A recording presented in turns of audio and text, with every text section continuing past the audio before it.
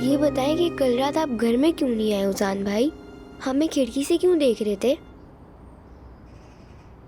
देखो बुतुल, मैं तुम्हें परेशान नहीं करना चाहता था, इसलिए नहीं आया मैं। सुन लिया ना आपा, ये सच में आए थे।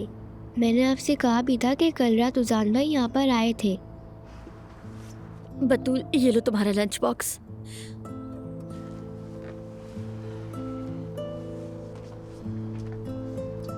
तुम क्यों आए थे उजान?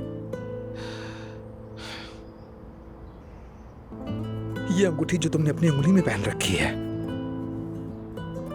ये सब अपनी आंखों से देखना चाहता था मैं। यकीन तो नहीं आ रहा था, लेकिन ये सब सच निकला। जुमाना, तुम्हें मुबारक हो। दुआ है हमेशा खुश रहो। मैं चाहती थी कि आपा आपसे शादी करें उजान भाई।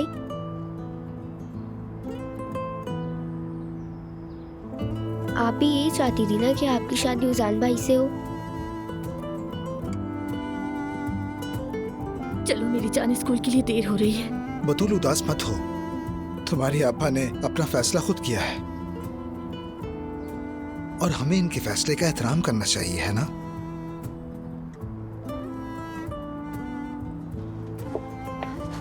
चलो, मैंने बहुत वेट तो नहीं करवाया ना तुम्हें? नाज़ली, तुम तो वाकई बहुत खूबसूरत लग रही हो, मगर वहाँ सफाई भी करनी है। क्या तुम आराम से कर पाओगी? हाँ, तुम फिक्र मत करो, क्योंकि मैंने अपने लिए छोटा सा बैग तैयार किया है जिसमें सब कुछ है, तो मैं वहीं कपड़े चेंज कर लूंगी। मैं सोच रही थी कि शायद सफाई करने के बाद छोटी सी सेलिब्रेशन भी कर लें तुम और मैं, इसलिए थोड़ा ज्यादा तैयार हो गई थी मैं। सेलिब्रेशन? हाँ, सेलिब्रेशन तो जरूर होनी चाहिए। वैसे बहुत अच्छा आइडिया है तुम्हारा। तो फिर मैं वो बैग अभी लेकर आती हूँ। हाँ? ठीक है। कैफे ले लिया तुमने? मुबारक हो। नई शुरुआत हमेशा अच्छी होती है। दुआ है ये सब हमारे लिए बेहतरीन हो। आमीन। चलो बतूल, ओजान भाई को खुदा हाफिज कहो। एक मिनट रुको जरा, मैंने ठीक से तुम्हें मुबारकबाद नहीं थी। यहाँ हो जुमाना।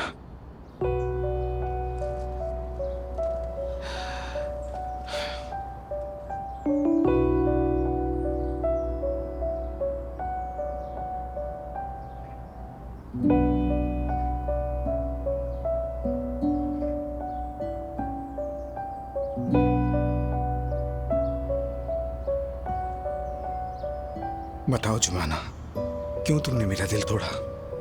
क्यों उस बदमाश से मंगनी कर ली तुमने? क्यों? तुम्हारी जिंदगी बचाने के लिए ये सब किया। सब कुछ तुम्हारे लिए था ओजान।